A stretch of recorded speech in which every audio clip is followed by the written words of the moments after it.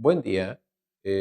Vamos a revisar el tema valvulopatía aórtica y pulmonar. Yo soy el doctor en medicina Raúl Reyes Araiza, profesor de medicina interna y cardiología, precisamente del Servicio de Cardiología Hemodinamia del Hospital Universitario Dr. José Eleuterio González de la Universidad Autónoma de Nuevo León. Bueno, pues para empezar el tema, tenemos aquí como introducción la válvula aórtica. Recuerdan ustedes que es una válvula que es trivalva, es decir, tiene tres divisiones, las cuales se conocen como valvas coronarianas, la válvula coronariana izquierda, la válvula coronariana derecha y la valva no coronariana. Aquí tenemos una imagen para que más o menos recuerden lo que es la estructura valvular. Aquí la tenemos la válvula aórtica cerrada, aquí tenemos la válvula aórtica abierta, para que vean ustedes lo que es el anillo, las valvas propiamente, y recordar que es muy interesante el hecho de que la valvulopatía en general sea la excepción, no la regla como problema de salud, tomando en consideración que nuestro corazón late 70 veces por minuto, o sea, 4.200 por hora, de manera que te da un total de 36.288.000 veces al año. O sea, realmente es un número espectacular y sin embargo las válvulas y nuestro corazón, por regla general, no falla. Digno de admiración. Para entrar en materia, insuficiencia aórtica. El concepto de insuficiencia aórtica incluye la incompetencia propia de la válvula manifestada por una falta de cierre, y esto condiciona un flujo regurgitante que tiene como consecuencia aumento del volumen diastólico ventricular izquierdo. Y todas las alteraciones fisiopatológicas consecuentes van a ser precisamente secundarias a este aumento de volumen diastólico ventricular izquierdo. La insuficiencia aórtica tiene múltiples causas, entre ellas desde una dilatación idiopática, puede ser congénita, en este caso lo más común sería una aorta bivalva, degeneración calcífica, enfermedad reumática, endocarditis infecciosa, hipertensión arterial, trauma, pero sin embargo no son las únicas causas. Desde alteraciones propiamente en la estructura propiamente dicha de la válvula, como la proliferación mixematosa, hasta eventos asociados como disección de la aorta ascendente, alteraciones inflamatorias y alteraciones congénitas del tejido conectivo, desde síndrome de Marfan, espondilitis anquilosante, aortitis sifilítica y otra serie de situaciones también inflamatorias o congénitas, incluyendo en este rubro desde estenosis subaórticas hasta comunicaciones interventriculares con prolapso de las cúspides aórticas. Sin embargo, un ejemplo muy clásico de insuficiencia aórtica aguda con desenlaces desastrosos puede ser, por ejemplo, la ruptura de una válvula aórtica por endocarditis infecciosa, tanto así que aquí tenemos la pieza anatómica. En la insuficiencia aórtica vamos a sobresaltar su fisiopatología, en la que, como habíamos mencionado anteriormente, hay una sobrecarga diastólica ventricular izquierda. Es una sobrecarga volumétrica.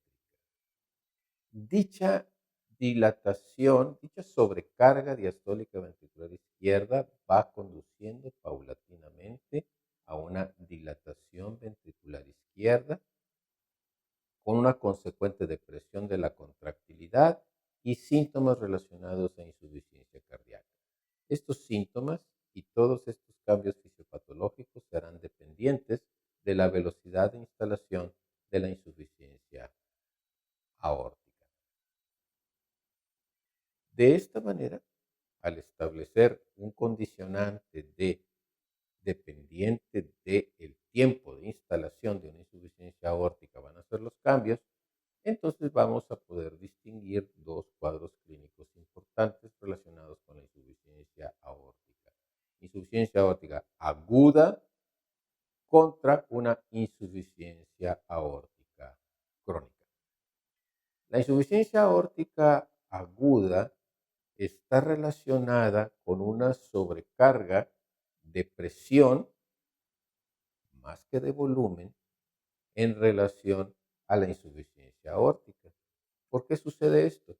Porque cuando hay, por ejemplo, una ruptura súbita de una válvula aórtica, la sobrecarga volumétrica va a ser tan rápida que el ventrículo izquierdo no va a tener oportunidad de modificar su geometría y de esta manera, lejos de modificar su estructura, lejos de modificar su volumen, pues al haber un impedimento para la distensión ventricular, va a haber una elevación súbita de la presión arterial y de la presión ventricular izquierda, y esto va a condicionar entonces un aumento de la presión pulmonar de manera retrógrada y va a haber una congestión pulmonar aguda.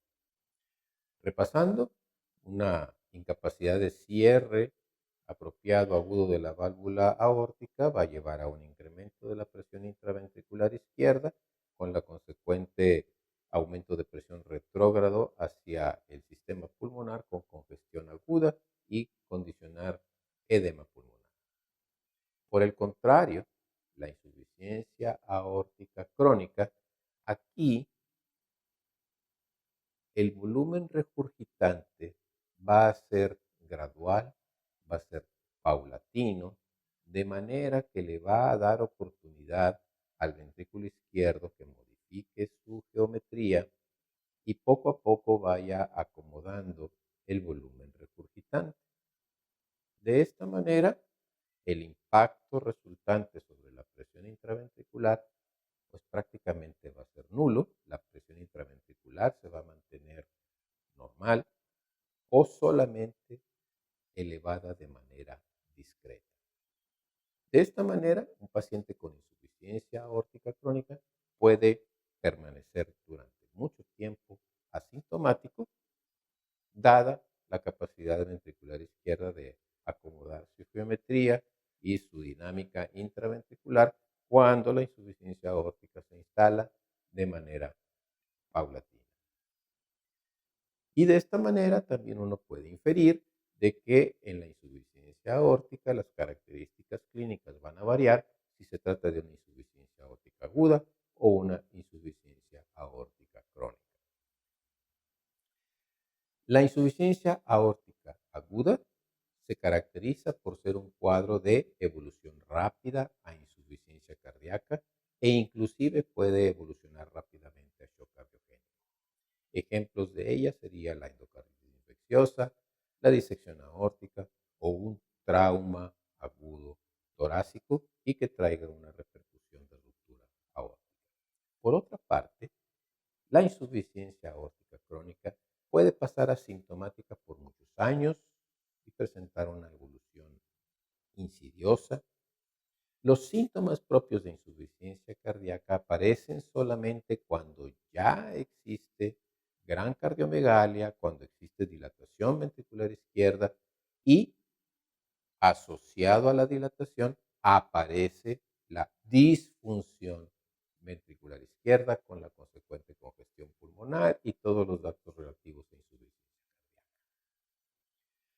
La insuficiencia aórtica aguda, para poderla diferenciar, existen claves diagnósticas. Un paciente que previamente parecía estar relativamente estable inicia súbitamente con taquicardia, presión de pulso, sin embargo, normal, pero el paciente se pone súbitamente severamente enfermo. Pudiera haber un soplo diastólico poco audible a nivel aórtico con disminución del primer ruido cardíaco y característicamente un ventrículo izquierdo de tamaño normal, puesto que no ha tenido oportunidad de dilatarse de manera inapropiada. La insuficiencia aórtica aguda, como decíamos, de inicio súbito, hay que diferenciarla de la insuficiencia aórtica crónica, pues sus características clínicas van a ser signos y síntomas de insuficiencia cardíaca, pero que aparecen hasta la cuarta o quinta década de la vida. De manera que la insuficiencia aórtica crónica ya te da otro tipo de signos físicos relacionados con un estado ah, regurgitante, pero ya crónico, y en este caso, síntomas de insuficiencia cardíaca como disnea de esfuerzo, disnea paroxística nocturna, ortopnea, angor nocturno, van a aparecer de manera paulatina y a la exploración física se pueden distinguir una serie de signos relacionados precisamente con la presión de pulso incrementada, como serían el signo de Muset con oscilaciones de la cabeza, pulso de Corrigan o pulso saltón, el signo de Müller con la pulsación rítmica de la úvula, el signo de Kinke con pulsación del lecho capilar ungueal que se puede ver a través de transiluminación con una lámpara de reflejos, el soplo de Durosies, que es un soplo sistolo-diastólico sobre la arteria femoral, y el signo de Hill, que es la pulsación visible de la arteria femoral. La insuficiencia aórtica crónica también se caracteriza por un S1 suave, un componente aórtico en el segundo ruido disminuido ausente, un componente pulmonar obscurecido, un soplo diastólico de duración en acuerdo a la severidad de la insuficiencia aórtica y un fenómeno auditivo asociado que se conoce con el nombre de soplo de Austin-Flint, que es un soplo mitral pulmonar. Hay que tener cuidado con este fenómeno auditivo porque este fenómeno auditivo pertenece a la región mitral con una válvula mitral que realmente no tiene ninguna alteración y esto lo vamos a ver un poquito más adelante ya de una manera más objetiva. La insuficiencia aórtica debe sospecharse desde el punto de vista clínico. Los métodos diagnósticos enumerados a continuación son meramente métodos diagnósticos complementarios para confirmar nuestra sospecha clínica, de manera de que la radiología simple, el electrocardiograma, ecocardiografía en sus diferentes modalidades, cateterismo cardíaco, el artrograma y la imagen de resonancia magnética se pueden utilizar como métodos complementarios para afinar el diagnóstico y el pronóstico de la insuficiencia aórtica. Dado que existen diferentes modos de presentación de la insuficiencia aórtica, en una radiografía de tórax puede presentarse, por ejemplo, con grados variables de cardiomegalia, grados variables de congestión pulmonar. Aquí, por ejemplo, pues se ve una cardiomegalia bastante significativa y relacionándolo clínicamente es así como podemos darnos cuenta que se trataría de una insuficiencia aórtica crónica. Incluso métodos tan sencillos como una tele de tórax y una lateral incluso podrían auxiliarnos para confirmar qué pudiera estar causando esa insuficiencia aórtica, como en este caso una dilatación aneurismática de la aorta ascendente como causa de la insuficiencia aórtica. El electrocardiograma en la insuficiencia aórtica no es un instrumento diagnóstico. Nos va a ayudar a juntar datos clínicos y de gabinete para conformar el síndrome de insuficiencia aórtica, puesto que no hay electrocardiograma diagnóstico absoluto de insuficiencia aórtica. Lo que nosotros vamos a ver en el electrocardiograma son grados variables de crecimiento de cavidad izquierda con sobrecarga sistolodiastólica propiamente relacionado al flujo regurgitante y esto nos va a ayudar a confirmar paulatinamente el diagnóstico de insuficiencia aórtica. El ecocardiograma en sus diferentes modalidades, en este caso el ecocardiograma bidimensional, no solo puede ayudarnos a establecer el diagnóstico propiamente de la insuficiencia aórtica, sino también puede ayudarnos a establecer la etiología de esa insuficiencia aórtica, como en este caso en particular, en el que vemos una vegetación precisamente sobre la válvula aórtica y vamos a ver cómo discurre entre la sístole y la diástole y acompaña el movimiento de la válvula aórtica. Entonces aquí no solo se confirmaría en un momento dado la presencia de insuficiencia aórtica, sino también su etiología.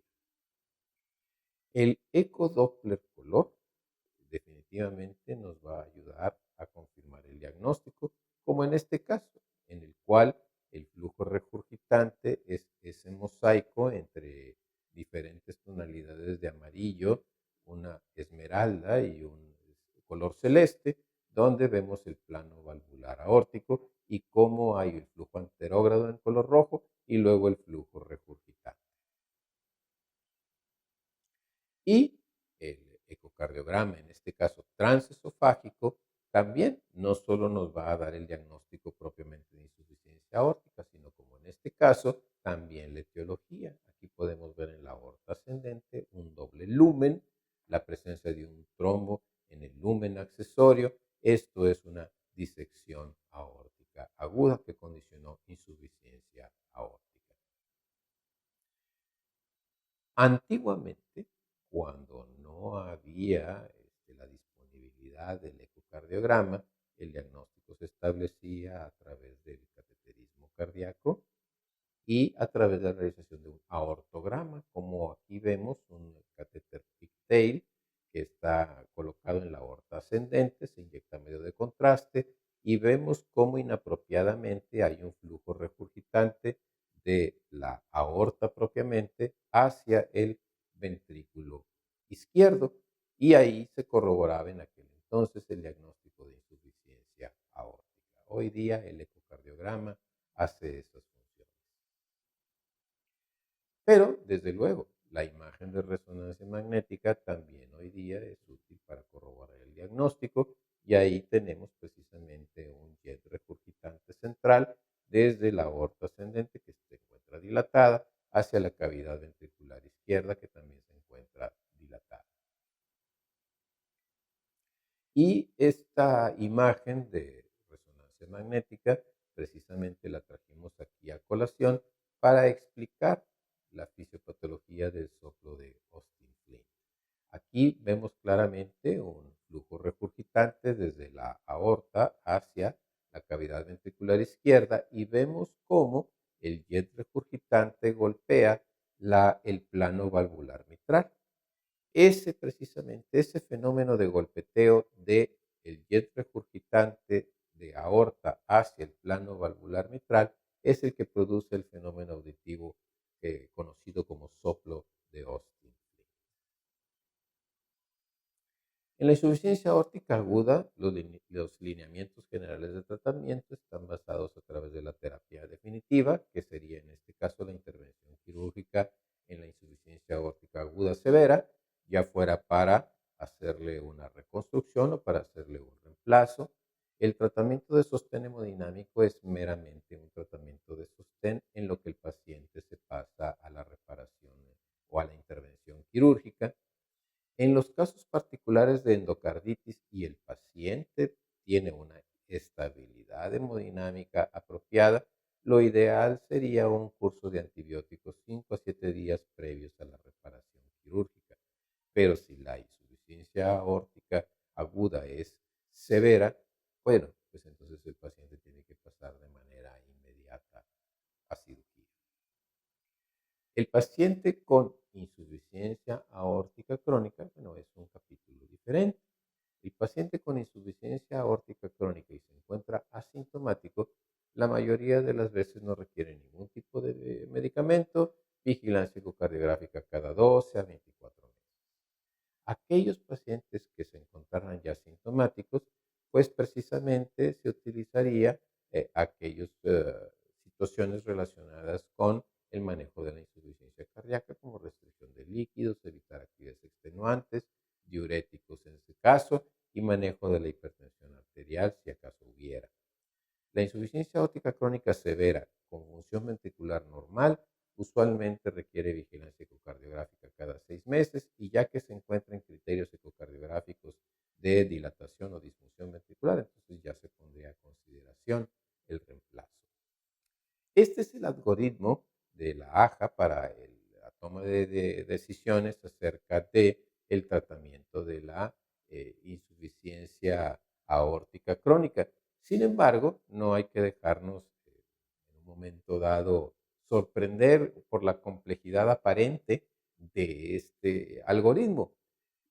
Esta imagen es exclusivamente para resaltar que para la toma de decisiones para un tratamiento definitivo en la insuficiencia aórtica hay que tomar en consideración criterios clínicos, si el paciente está asintomático, si el paciente está sintomático, qué tantos síntomas de insuficiencia o no insuficiencia cardíaca tiene, y también se utilizan criterios ecocardiográficos a la hora de tomar la decisión del tratamiento de la insuficiencia aórtica crónica.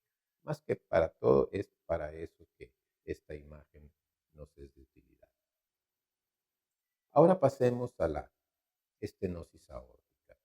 Pues estenosis, el concepto de estenosis, pues es precisamente la disminución sensible de un orificio y a través de esa disminución sensible, bueno, pues viene toda la alteración fisiopatológica relacionada con el fenómeno y en este caso la estenosis aórtica puede ser congénita o puede ser adquirida. Congénita puede ser desde atresia aórtica, fusión comisural, aorta bivalva o estenosis incluso supravalvular. La adquirida puede ser calcífica o degenerativa por la edad o puede ser inflamatoria, usualmente relacionada con fiebre reumática. Aquí vemos una válvula degenerada, inflamada, con fisura, con fusión comisural y una disminución muy sensible del orificio funcional. La repercusión es una gran hipertrofia ventricular izquierda y resalta ahí la gran calcificación a nivel de la válvula aórtica y, como se puede ver, puede tener repercusiones pues, muy graves, puesto que aquí tenemos una pieza anatómica de patología. En el momento en que uno habla de estenosis aórtica, entra también aquí a discusión de manera muy importante lo que es el concepto de gradiente de presión transvalvular. Un gradiente de presión es la diferencia de presiones entre una cavidad preestenótica y la cavidad estenótica. La diferencia de las presiones pre y post estenosis es lo que nos da el concepto de gradiente de presión. De manera de que para una área valvular determinada, por ejemplo, cuando el área valvular está así como acá arriba en 4 centímetros cuadrados de la válvula aórtica, una área valvular de 4 centímetros cuadrados, el gradiente de presión será 0.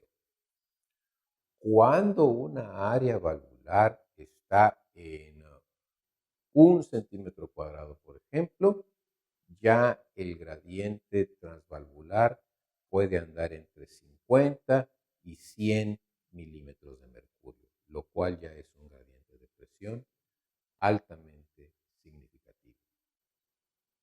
La estenosis aórtica se caracteriza por 3 cuadros clínicos principales. La estenosis aórtica puede manifestarse como insuficiencia cardíaca y dar disnea progresiva, desde disnea a grandes esfuerzos, medianos e incluso volverse disnea en reposo.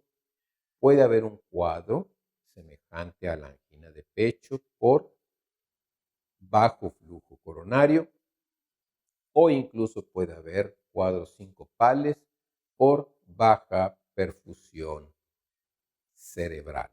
Por, obviamente, la estenosis aórtica produce un impedimento al flujo anterógrado, al flujo eyectivo ventricular izquierdo.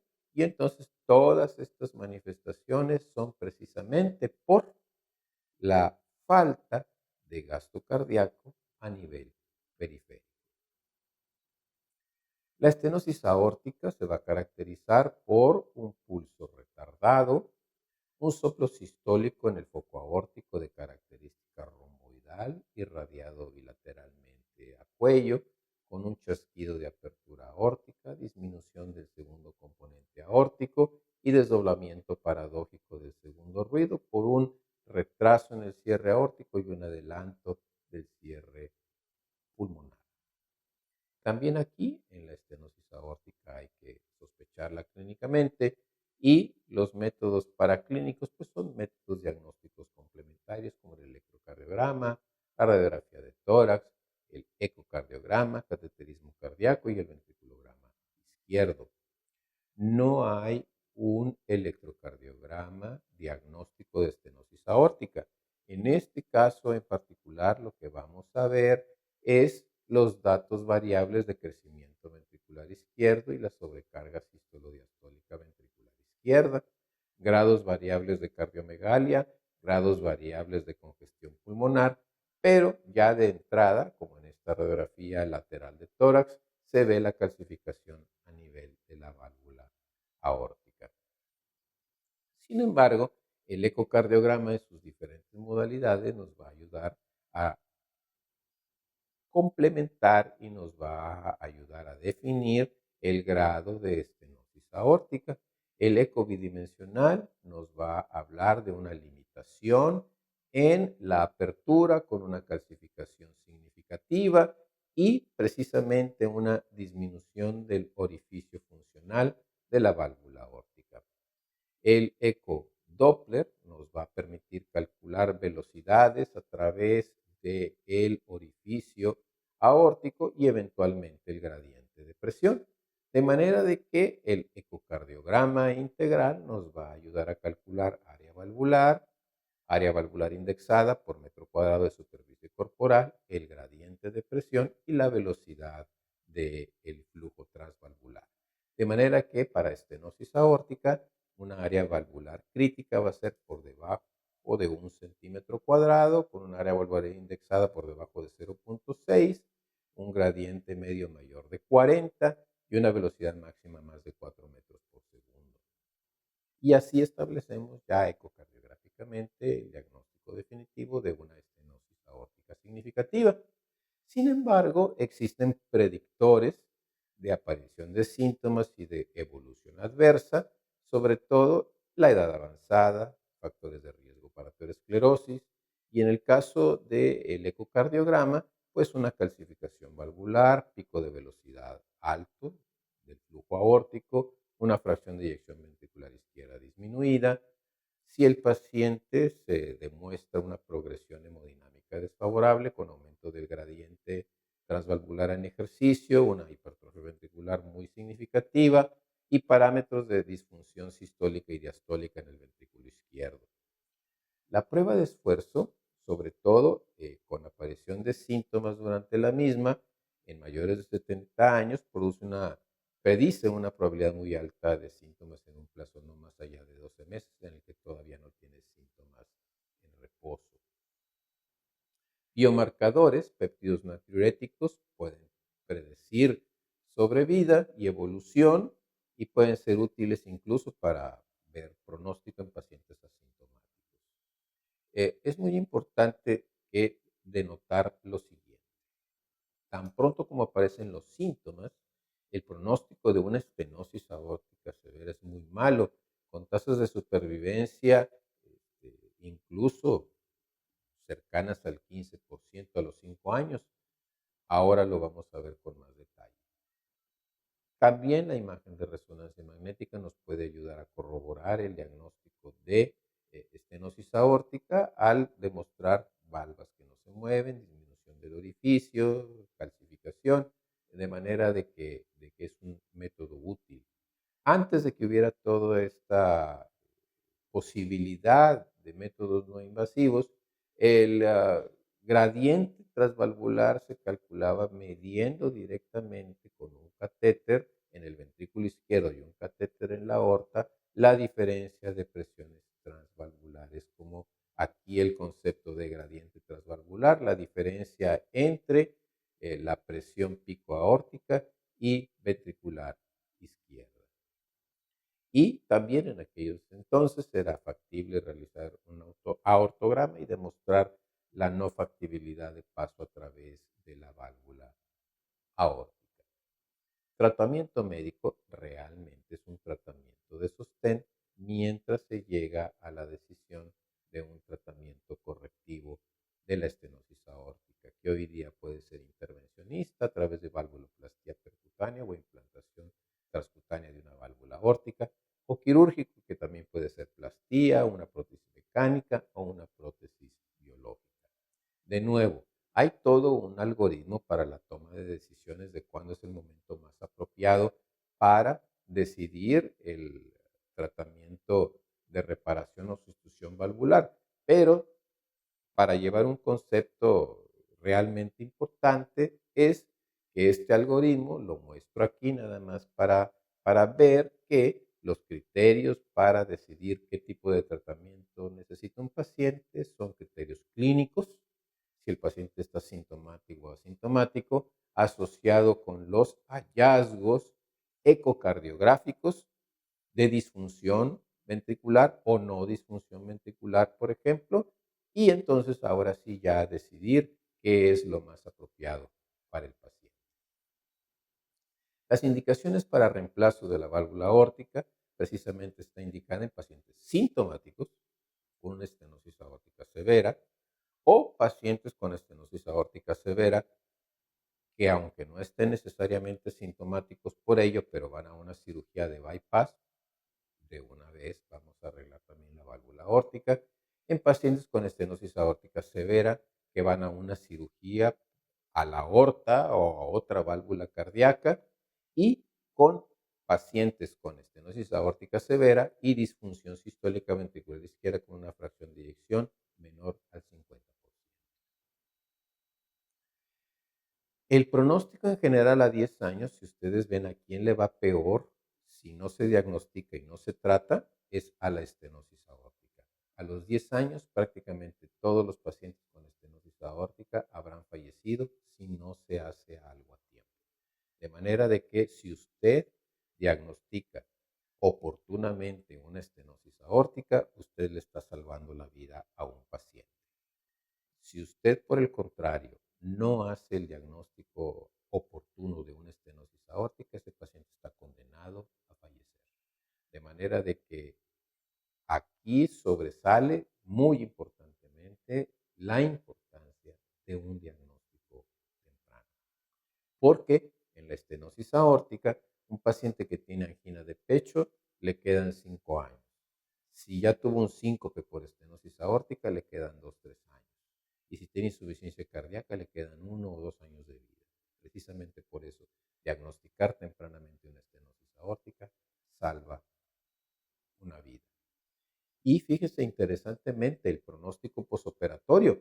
Paciente con estenosis aórtica le va mejor si se opera, incluso que un paciente con insuficiencia aórtica.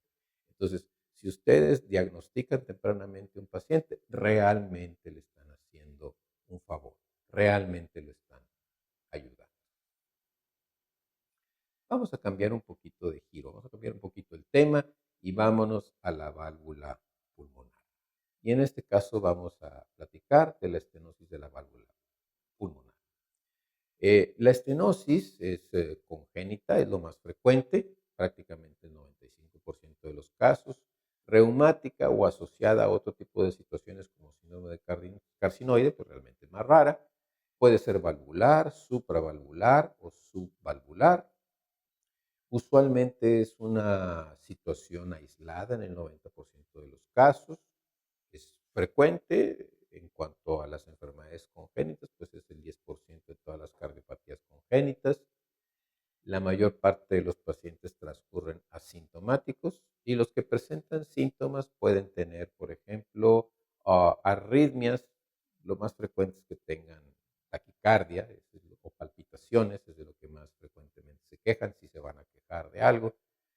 Ya cuando es muy severa la estenosis, puede haber fatiga, disnea o incluso un equivalente anginoso o datos de insuficiencia cardíaca derecha. A la exploración física va a haber un pulso venoso pulmonar incrementado, pulso venoso yugular incrementado con un trino en el segundo espacio intercostal izquierdo. A la auscultación, S1 normal, no tendría por qué alterarse, S2 desdoblado y un componente pulmonar disminuido. Un soplo sistólico en el segundo espacio intercostal izquierdo en crescendo decrescendo que aumenta con la inspiración y se irradia de manera difusa. El electrocardiograma va a dar datos sugestivos de crecimiento de aurícula derecha, hipertrofia ventricular derecha también, dilatación de la arteria pulmonar principal e izquierda radiológicamente y característicamente un dato muy importante, vasculatura pulmonar ya fuera normal o incluso disminuida. La estenosis pulmonar, las indicaciones de cirugía en el caso poco probable de que lo requiriera, pues son gradientes mayores de 50 milímetros de mercurio en reposo en el ventrículo derecho, con un paciente que tenga síntomas relacionados con estenosis pulmonar y la decisión de hacer algún tipo de reparación valvular sería menor, con un gradiente menor, pero si es una femenina que desee embarazarse. Las opciones son valvuloplastía con balón percutánea, a hoy día es el tratamiento de elección, reduce el gradiente significativamente y por un tiempo bastante razonable. La valvulotomía quirúrgica está prácticamente limitada cuando la válvula está sumamente calcificada o displásica, que hay obstrucción residual después de una valvuloplastía con balón, o un paciente que tiene asociado estenosis pulmonar e insuficiencia pulmonar, pues ahí sí realmente sería una valvulotomía la decisión. Por otro lado, la insuficiencia pulmonar. Incluso existe reflujo fisiopatológico en ancianos, es la lesión adquirida de la pulmonar más frecuente en adultos, usualmente relacionada con dilatación del anillo valvular, alteración adquirida en la morfología e incluso puede haber hasta ausencia congénita. Sin embargo, la hipertensión pulmonar primaria y secundaria es la causa más común en adultos. Después, la estenosis mitral, enfermedad pulmonar crónica, embolia pulmonar o tetralogía de Fallot como una complicación de la reparación de la misma. Sin embargo, también hay que pensar en tumores como mixomas, sarcomas, pero claro, eso es mucho más raro, secundaria a una valvuloplastía por una estenosis pulmonar. Sí, es una complicación del procedimiento. Alteraciones en la estructura, como el síndrome de Marfan, o incluso lesiones mediastinales como tumores, aneurismas, pericarditis constrictiva, o lesiones inflamatorias como endocarditis infecciosa, probablemente que esta es la causa más frecuente de disfunción valvular. Fiebre reumática realmente es muy rara e incluso se describe tuberculosis. Realmente es bien tolerada por un tiempo muy prolongado. Cuando es clínicamente significativo, el paciente podría presentar grados variables de disnea al esfuerzo, datos de insuficiencia cardíaca derecha y los datos asociados propiamente a cada entidad que hay detrás de la insuficiencia pulmonar. A la exploración física vamos a encontrar una presión venosa yugular incrementada con una onda A de pulso yugular prominente, una pulsación palpable en la porción inferior del borde esternal izquierdo, crecimiento del ventrículo derecho, a eso refleja. Un segundo ruido pulmonar aumentado en la porción superior del borde esternal izquierdo. A la auscultación, si no hay válvula pulmonar, no va a haber un componente pulmonar del segundo ruido. En la hipertensión pulmonar, ya sea primaria o secundaria, el componente pulmonar pulmonar del segundo ruido se puede encontrar incrementado con un soplo diastólico en decrescendo en el borde esternal izquierdo, que aumenta característicamente con la inspiración. Eso es un dato importante. Y va a haber un soplo de Graham-Still de hipertensión pulmonar secundaria a dilatación del anillo valvular. Un soplo diastólico en decrecencia. Manejo. Realmente, para que dé síntomas y luego para que haya necesidad de un manejo, por ejemplo, quirúrgico, realmente es muy raro y es en caso de una enfermedad adquirida muy significativa. Si ya amerita ese tipo de situación, se va a preferir una válvula bioprotésica para evitar una anticoagulación crónica. Por su atención, muchas gracias.